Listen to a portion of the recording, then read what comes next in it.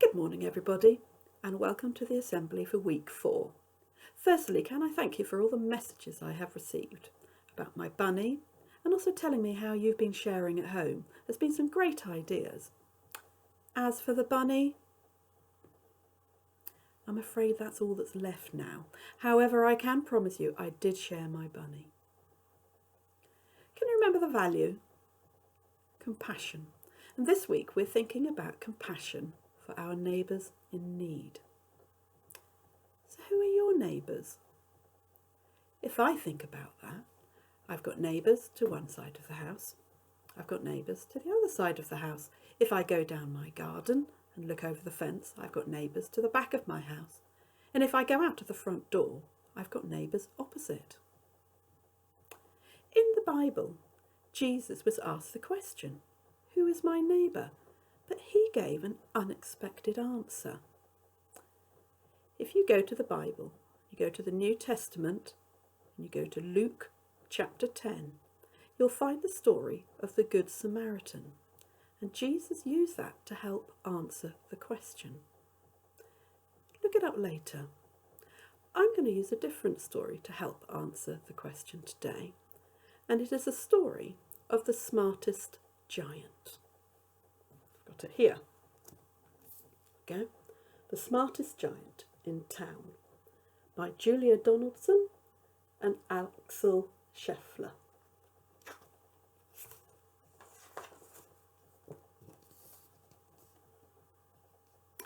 George was a giant, the scruffiest giant in town. He always wore the same pair of old brown sandals and the same old patched-up gown. "I wish I wasn't the scruffiest giant in town," he said sadly.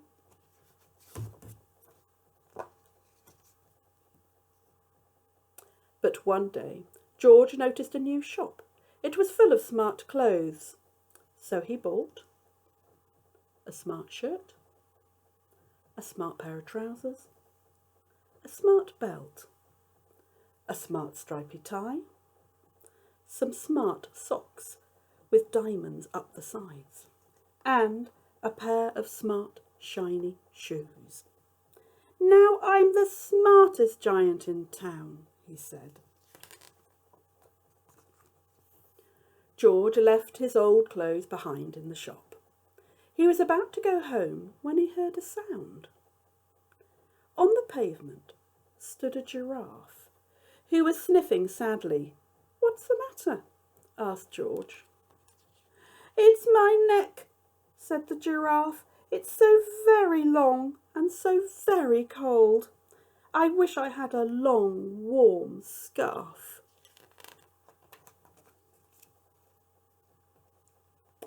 "Cheer up," said George, and he took off his stripy tie. "It didn't match my socks anyway," he said, as he wound it round and round the giraffe's neck. It made a wonderful scarf. "Thank you," said the giraffe. As George strode towards home, he sang to himself, "My tie is a scarf for a cold giraffe. But look me up and down, I'm the smartest giant in town."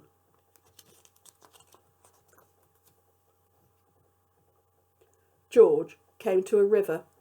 On a boat stood a goat who was bleating loudly. "What's the matter?" asked George. "It's my sail," said the goat. "It blew away in a storm. I wish I had a strong new sail for my boat." "Cheer up," said George, and he took off his new white shirt. "It keeps coming untucked anyway," he said as he tied it to the mast of the goat's boat. It made a magnificent sail. "Thank you," said the goat. George strode on, singing to himself. "My tie is a scarf for a cold giraffe. My shirt's on a boat as a sail for a goat. But look me up and down, I'm the smartest giant in town."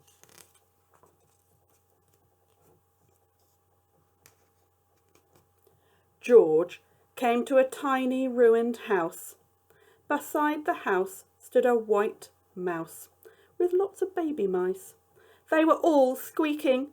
"What's the matter?" asked George. "It's our house," squeaked the mother mouse. "It burnt down, and now we have nowhere to live. I wish we had a nice new house."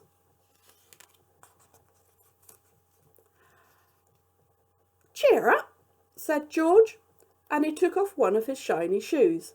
"It was giving me blisters anyway," he said, as the mouse and her babies scrambled inside.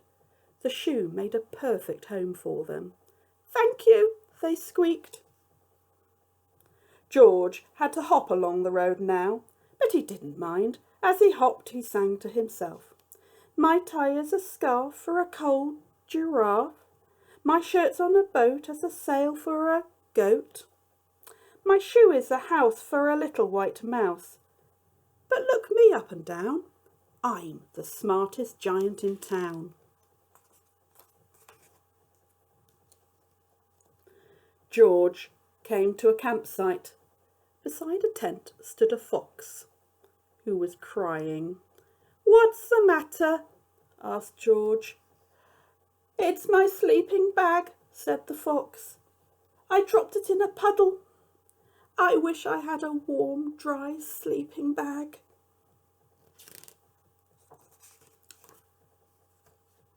"Cheer up," said George, and he took off one of his socks with diamonds up the sides. "It was tickling my toes anyway," he said. As the fox snuggled into it, it made a very fine sleeping bag. "Thank you," said the fox. George hopped on, singing to himself. "My tie is a scarf for a cold giraffe. My shirt's on a boat as a sail for a goat. My shoe is a house for a little white mouse. One of my socks is a bed for a fox. But look me up and down. I'm the smartest giant in town."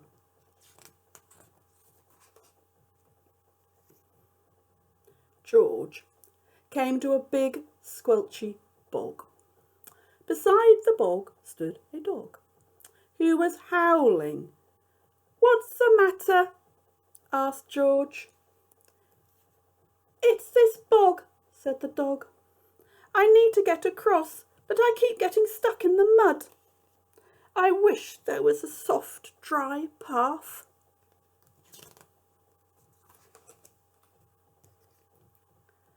"Cheer up," said George, and he took off his smart new belt. "It was squashing my tummy anyway," he said as he laid it down over the bog. It made an excellent path. "Thank you," said the dog. The wind started to blow, but George didn't mind.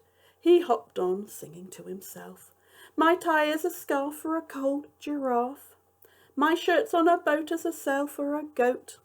My shoe is a house for a little white mouse. One of my socks is a bed for a fox. My belt helped a dog who was crossing a bog. But my trousers are falling down. I'm the coldest giant in town." Suddenly George felt sad and shivery and not at all smart. He stood on one foot and thought, "I'll have to go back to the shop and buy some more clothes," he decided. He turned round and hopped all the way back to the shop.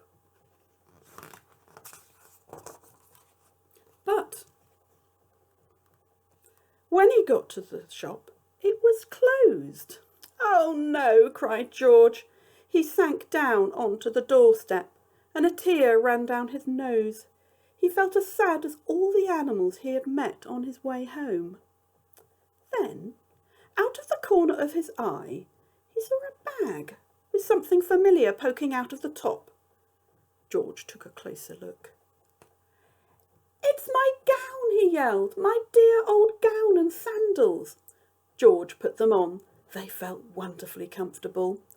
"I'm the cosiest giant in town," he cried, and he danced all the way home along the road. Outside his front door stood all the animals he had helped. They were carrying an enormous box. "Come on, George," they cried. "Open it." George untied the ribbon Inside was a beautiful gold paper crown and a card. "Look inside the card, George," said the animals. George put the crown on his head and opened the card.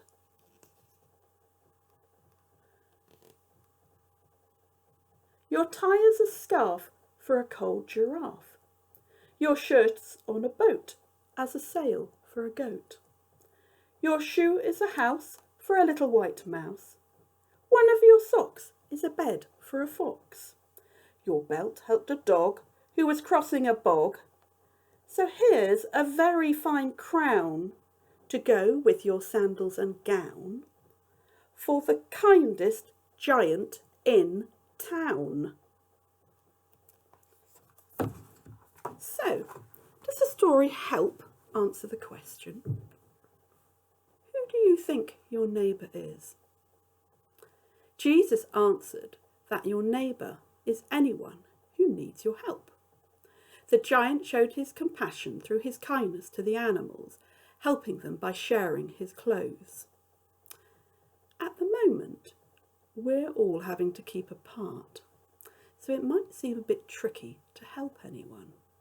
But if you're out for a walk, you can still use kind words and give a cheery hello. Just keep your distance. And whilst you're at home, well, there's lots you can do to help. See what you can do today. Goodbye.